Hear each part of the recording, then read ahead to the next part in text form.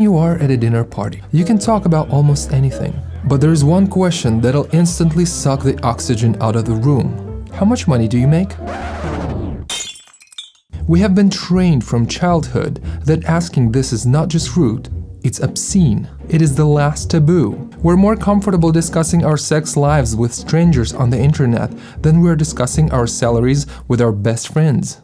Why is the thing that determines where we live, what we eat, and how long we live the only thing we are not allowed to talk about? We tell ourselves it's about manners.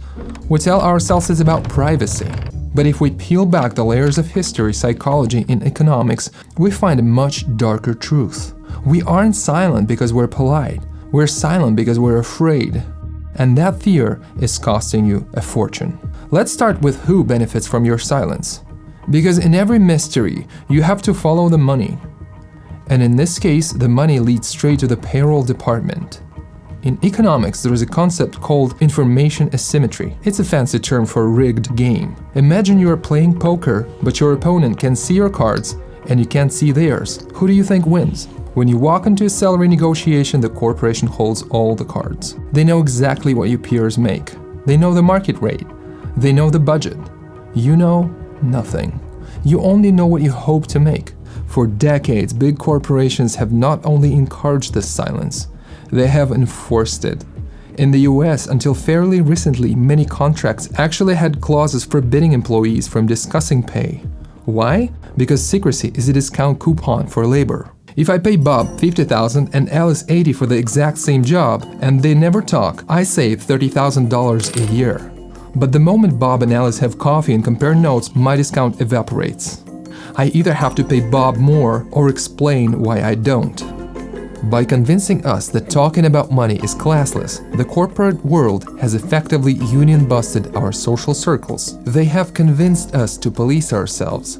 We are voluntarily wearing the muzzle that keeps our wages suppressed. But we can't just blame the corporations. If the ban on money talk was just a corporate rule, we'd break it constantly. We break the rules all the time. No, the silence goes deeper. It's hardwired into our primate brains. For 200,000 years, our survival depended on staying in the tribe, and the quickest way to get kicked out of the tribe was to create conflict. Money creates hierarchy, and hierarchy creates envy. We avoid talking about money because we're terrified of changing the texture of our relationships. If you find out your best friend makes triple what you make, a wall goes up. Suddenly, when they suggest a restaurant, you wonder if they're showing off. When you suggest a cheaper one, you wonder if they pity you. And if you are the one that making more, you fear the evil eye. You fear that people will stop liking you for you and start liking you for your wallet. Or worse, they will start expecting you to pay for everything. So we engage in a massive collective masquerade. The rich pretend to be comfortable, and the poor pretend to be doing just fine. We flatten ourselves to the middle and keep the peace. We choose social comfort over financial truth.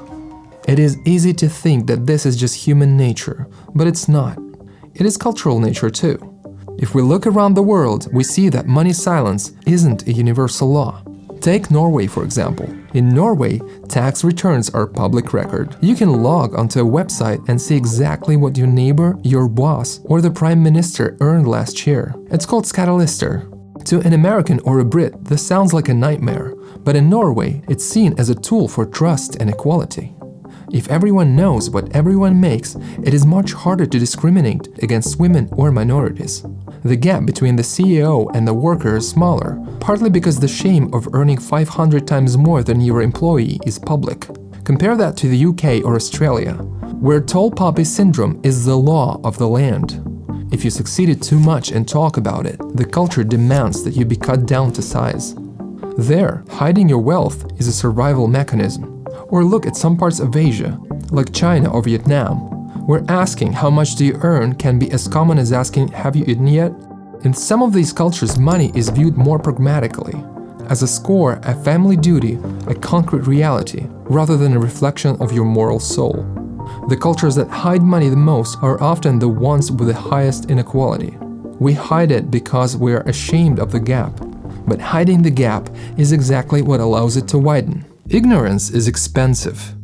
I know people who spend 10 years in a career thinking they were doing well, only to find out later they were underpaid by 40% for a decade. That is hundreds of thousands of dollars of lost compounding interest, simply because they were too polite to ask, "What are you guys getting paid?" When we don't talk about money, we don't learn the hidden curriculum of wealth. Rich families talk about money constantly. They talk about trusts, equities, tax loopholes, and leverage. They normalize the vocabulary of wealth.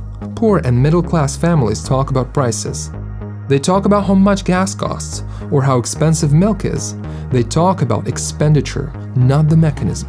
By keeping your mouth shut, you're cutting yourself off from the peer-to-peer education system that actually builds wealth.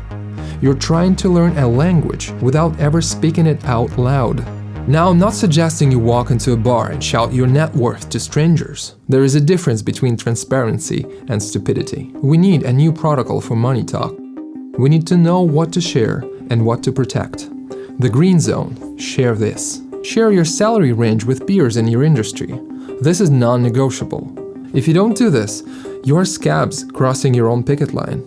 Share your investment mistakes. If you lost money on a bad stock or a crypto scam, tell your friends. Protect them. We learn more from scars than we do from trophies. Share your strategies. I'm trying this new budgeting app. Or I just refinanced my mortgage. Here's the rate I got. This is actionable data. The red zone. Keep this private. Keep your exact net worth to yourself. Unless you are with a spouse or a financial advisor. An exact number creates a scorecard that is hard for human egos to handle, can make you a target for scams or unsolicited loans. Keep your pins and password locked down, obviously. And be very careful sharing windfalls, like an inheritance or lottery win, immediately. That triggers the handout instinct in people you haven't heard from in years. We have to stop treating money like a dirty secret. Money is not good or evil. It is a tool. It is fuel. And like any tool, if you don't read the manual and talk to other people who use it, you will hurt yourself. The corporations want you silent. Your insecurity wants you silent. The polite society wants you silent. Don't let them win. Break the seal. Ask a friend today, "Hey, do you think you're paired fairly?" We already know the answer, but let's just start the conversation. Because the only thing we have to lose is our ignorance, and we have a whole world of wealth to gain.